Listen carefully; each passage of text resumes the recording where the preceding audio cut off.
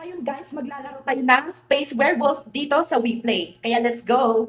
So ang identity natin ngayon is... tayo ay civilian. Nakakatakot po! Yung heart ko, mawawala na! So kailangan natin makompleto natin yung task para manalo yung mga civilian.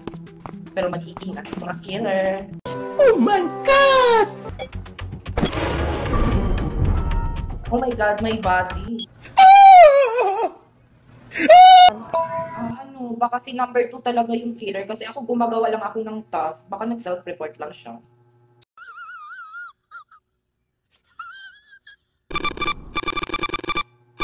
Oh, nakuha na natin yung isang killer. Isa na lang, mananalo na tayo. Task force, may bago. Ay, wag kang ano.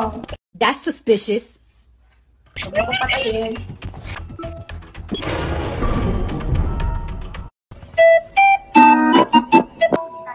Andun lang ako sa security room gumagawa ng task.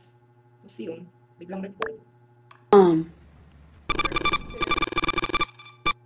Siya yung killer, si Nine!